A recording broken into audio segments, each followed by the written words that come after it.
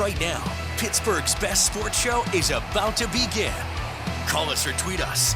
We've got things to talk about on the Ireland Contracting Nightly Sports Call. All right, thanks a lot, Jess. We definitely have a lot to talk about here tonight on the Ireland Contracting Nightly Sports Call. Rich Walsh will be joined by Chris Mueller in a matter of moments over at the 93.7 The Fan Cam, and there he is. Chris, how you doing? Big day, a highly anticipated day. I've been counting down this day. I know I get excited about the schedule release. Fans do now. You know, we did a show with Chris Hoke today, and, you know, he said when he was a player it wasn't that big of a deal, but how the NFL is nowadays, and it's 12 months a year. It seems like everyone is hanging on this day to find out if they're going to book any road trips, who you're playing, when you're playing. So I do think it was an exciting day, and I followed along with some of your tweets. And, you know, you were out there breaking some news and putting out the games first so people could maybe make their travel plans early.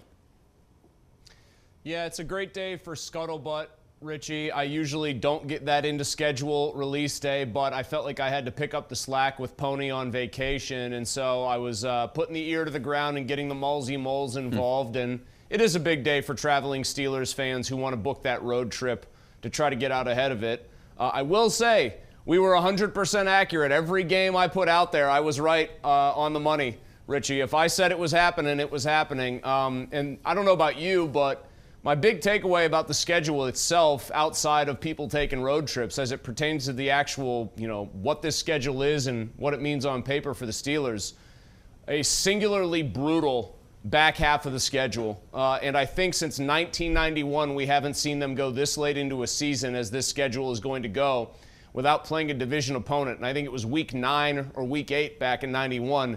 They won't see an AFC North foe until week 11. And then they'll see all 6 of those games the rest of the way. Oh, plus Philly and Kansas City. Oh, and you get Kansas City on a 4-day break after you get done with Baltimore in Baltimore. They need to make hay, I would say, in the first 9 games of the season and be something like 7-2, because those last 8 are going to be absolutely brutal. You know, I know we talked about this last year. I know we said they had to get out to a fast start. Didn't quite do that last year, but I think it's imperative that they have to get out to a fast start, because it's a gauntlet of games. They're late, not only those division games, but throw in Kansas City and Philadelphia, and you might get 1 or 2 wins there down the stretch. Yeah, I mean, I think they need to go 7-2 so that they can hopefully go 3-5 down the stretch if they can manage it and get into the playoffs or get to 10-7. I think it's a brutal schedule. You could look at it and say all the really good teams on paper, or the majority of them, are later in the season where teams could be either injured or out of it or not need to win a game very late in the year and maybe rest some of their starters. I know the Steelers benefited from that with 2 Jake Browning games and no Lamar Jackson in the season finale, but you still just take it as it stands right now, Richie, and it is a backloaded schedule, and they cannot afford any hiccups. And I'll say this, 2 on the road to open. I don't mind Denver. That's a tough place to play usually early in the season. They have an advantage, not lately, and I think it was partly quarterback-derived in years past. That Falcons game in week 1 with Kirk Cousins there, we all kind of laugh at him, and we all have a good time at his expense because he can't win playoff games. The Falcons are absolutely going to be a good offense with him at the helm, at least in the regular season, and that is a tough season opener in the Arthur Smith revenge game. Yeah, and I was going to bring that up. I mean, the Steelers haven't opened a season at home this late since 2001. So their 3rd game of the year is their home opener. But you look at those first few games, right? 3 of the 4 are on the road. And you think at this point you got to get out to a fast start. You got some cupcakes on the schedule. But I wouldn't look past some of these teams. These are the kind of teams that can sneak up on the Steelers. And I want to ask you, when you look at this schedule and take away that last part, because that's what everyone's focusing on, how tough it is, are any of these teams, games, weeks, bother you early on that might sneak up on this team? I can make an argument for a ton of these games sneaking up. I think the Chargers, you never feel like you're being snuck up on because they have Herbert, and we all know what he's capable of, but that, Richie, is a team that has a habit most years of getting in their own way. I don't think that's going to happen with Jim Harbaugh coaching them. You could say a lot of things about Harbaugh. He's a strange duck. But Jim Harbaugh's teams tend to win a lot of football games regardless of the level at which he is coaching. I think he's going to be very good there. I think they're probably going to win a Super Bowl in the next couple of years with the Chargers, with that quarterback and what that roster could be. So that one scares me. Indy, I think, is a trap because if Anthony Richardson's healthy, he's the kind of guy that can win a game by himself. So I would be very wary of that game. I'll answer your question quickly this way, actually. There's only one game out of like the first, 9 that I actually feel good about and feel like this should be easy and breezy. Maybe 2. Denver on the road, but even on the road, you kind of wonder. The Giants on Monday Night Football feels like the only game where you point at it and you say, all right, they should absolutely handle New York. Yeah, I like that one too. The Jets game, I don't even know what to make of that. I don't even know what to make of what Aaron Rodgers is going to show up. But that should be a winnable game too. And they're all in prime time, and the Steelers are pretty good in prime time, especially on Monday night. They're 7-1 since 2019. All right, Chris, we got to take a break. We're going to take phone calls about the schedule and Cam Heyward. 412-575-2600 is the number. Back in a couple minutes. All right, welcome back to the Ireland Contracting Nightly Sports Call. This is our GMC Tweet of the Night. There's your 2004 Steelers schedule. Like we said, you look at those last few games. Not only the last few games, after the bye week, after that Washington game. I don't know if the Washington game is going to be so easy either, but if you look at Baltimore, the Browns, the Bengals, the Browns again, Philly, short rest here, only 6 days. You got the Ravens again, 4 days. You got the two-time defending Super Bowl champions, the Chiefs. And remember, Chris, obviously I know you remember this, they didn't face Joe Burrow last year once. They were great in the AFC North, 5-1. They only played Lamar Jackson once. So this is a different Bengals game, a different Bengals team with Joe Burrow back there. Yeah, pretty insane that you can go back to last year and use as one of those stump you stats in a couple of seasons. Who's the only quarterback in the AFC North to beat the Steelers in 2023? And it's Dorian Thompson-Robinson. I doubt they're going to get that lucky with the schedule. Couple notes, Richie, just 2 things. 1, 4 primetime games, plus they're going to have that standalone Christmas game, which is very kind of backwards, and I don't like the fact that the NFL is playing Wednesday Christmas games, but that's another story for another day. Either way, all of those home games, or the 4 home games that are primetime or standalone, Richie, Art Rooney II does not like that nighttime situation where he's in primetime. They get worse attendance, the concessions suffer. We know this team does not like to play home primetime games, and yet they've got several of them on this schedule. That's one thing. And then this is one other encouraging thing. For any of you who dream big out there, you have to go back to 2009 to find a Super Bowl champion whose bye week was earlier than week 7. The majority of the time, the champion has a bye week that's either week 8 or later. So the Steelers being in week 9 does at least give them favorable bye week math to potentially make a run at a Super Bowl for those of you who are already predicting 14-3 in the number 1 seed in the AFC. All right, that's a great stat, Chris. Thanks for that. I do want to bring up Christmas since you said it's a story for another time. I want to bring it up now, though. I think it's ridiculous that you're playing a Christmas game at 1 o'clock. I knew a few months ago that they were going to play on Christmas. That's what I've heard, and that's what I was told. I didn't know who, obviously. But you would think if you're going to have 2 games on Christmas, they would be 4:30 and 8, something like that. A 1 o'clock game, I mean, as a family guy with kids, and you know that too, you're opening presents, you're still doing stuff, and I don't know what the attendance is going to be like at 1 o'clock. I would think it would be much better if it was later. Feel bad for fans, feel bad for season ticket holders, feel bad for the people who are going to be having to work this game who aren't making hundreds of thousands of dollars to do it, the ushers, the service staff, the people who even, I'm not going to say media, we sign up for it, we kind of know it, but all the other people for whom this is going to be a major disruption on a holiday and is going to potentially gum up the works for their family on a holiday. I feel bad, I do. I think it's bunk by the NFL, even having games on a Wednesday Christmas. I know they're just trying to flex their muscles, and I know we're all going to prove them right by watching it, but I hate it. Let that be the NBA's day. It really should be. That game is going to be streaming on Netflix. I mean, I'm sure it'll be aired locally, like potentially KDKA. We'll find that out in weeks to come. All right, let's go out to the phone lines. We got Jeff out in Maryland. How you doing, Jeff? I'm doing all right, guys. How are you all? Good. Thanks for calling. I was just calling. You've kind of stole my thunder a little bit, but it's obvious that the NFL doesn't care about season ticket holders anymore. I've been a season ticket holder for about 10 years. I have a son that's still in school.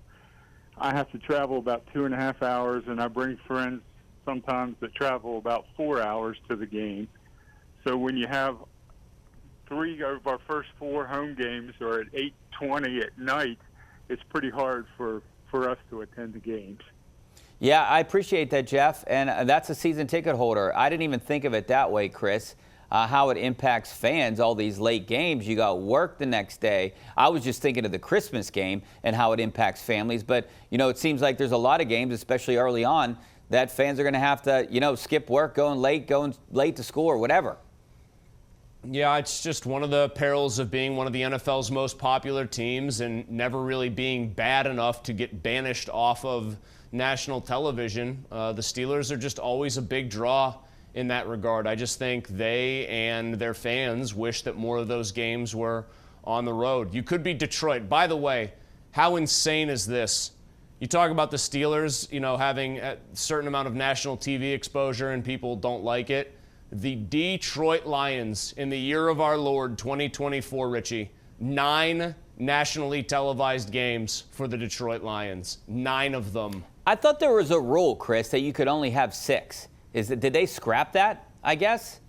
When all these new rules came out about flexing games and stuff? Yeah, I know they've scrapped some of their other rules where you'd have, like, for example, Dallas and the Steelers, there was a thought today that would be a 4:25 game, and I thought, well, okay, Tom Brady might be on the call, but they've even scrapped the rule where the road team's conference in an inter-conference game, that network has the broadcast rights. So they've thrown and turned a lot of this on its ear in recent years. But yeah, the Lions 9 times on national television. Yeah, as of right now, I know KDKA has 8 of those games, potentially 9, and we have all 3 preseason games. I mean, you know, the one thing that's intriguing about the preseason, and I understand what Jeff was talking about, season ticket holders, how the NFL treats some of them sometimes. I mean, I think it's ridiculous that season ticket holders have to pay, are forced to pay for 3 preseason games. Now, we did hear Goodell a couple months ago saying that they might change that and make 1 a regular season game. I think that's better, but they'll have to figure that out in the next couple years. But you got the Texans,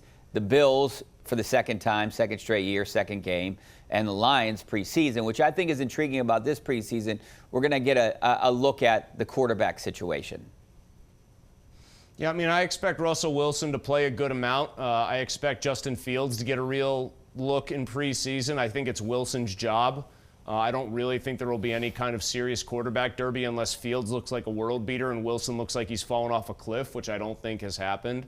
But last year it was supposed to be Kenny Pickett plays pretty sparingly and you go from there, and that's what happened, and it kind of fooled everybody and hoodwinked everyone. I think we're going to get a more realistic look at both of these guys that the Steelers have brought in this offseason during the preseason.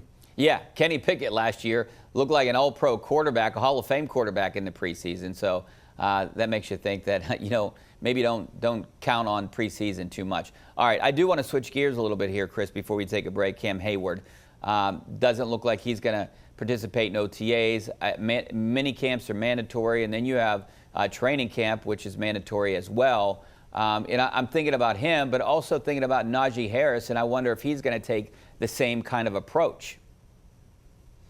I can tell you right now, Cam Heyward taking that approach would be met with a lot more understanding inside the building, even though he's making big money already, and a lot more patience, I think, from everybody involved, including fans, than Najee Harris doing anything like that. Although, frankly, in Harris's case, what does he really need to do as far as participation? Like, they worked him a little bit hard in camp a couple of years ago when he had the foot injury and it exacerbated it. As far as I'm concerned, in both cases, both guys might be unhappy. Stay away as much as you want, like, until you're going to get fined, and then just kind of hang out on it. What does Cam Heyward, seriously, what does Cam Heyward have to do to get ready for a season other than try to be as healthy as humanly possible? Yeah, I don't think he needs to be there. What do you want to do with Cam Heyward? Do you extend him? Do you try to work out maybe a 2-year deal? Or, I mean, at this point, he's 35 years old. Father Time never loses. I love Cam. I think he's one of the great guys on the team. It's weird. He wasn't super effective last year in the games that he played, but I also think he was playing hurt in the 11 times he did suit up, and it was obvious that he was ravaged by injuries enough to actually miss 6 games. He really has been a very good football player other than last year, dating back to the last time he had a season-ending injury. So that's going back about 8 years, basically, almost. I would consider extending him, and I would try to make sure, I would obviously make sure if I'm the Steelers, I do it at my price, and I don't have a lot of salary cap liability, and try to load up the deal that way. The one other problem with this, Richie, is who's there behind him to replace him? Like that, you talk about leverage in these situations. I know he's in his mid-30s. Who have they groomed to replace Cam Heyward? The answer is nobody. That's why he holds more cards than most guys in his position typically would. DeMarvin Leal, everyone, had high expectations for him. Loudermilk, I mean, he's been a bust, right? They don't have anyone. Maybe this Logan Lee guy is kind of potentially like maybe a generic version of Cam. I don't know. So you're right. He has the leverage right now, and I think they do need to extend him. I think he has 1 or 2 more years left in him, so I think they probably should. All right, we probably should take a break. Back in a couple minutes.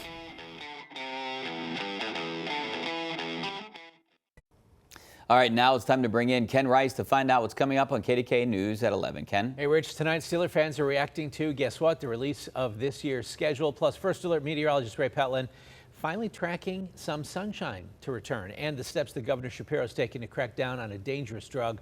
All coming up in minutes. Rich, see you at 11. All right, like to hear sunshine. Thanks a lot, Ken. See you in a couple minutes. All right, Chris, not a lot of time left here, about a minute, but I want to talk a little bit about the Pirates who got crushed again tonight.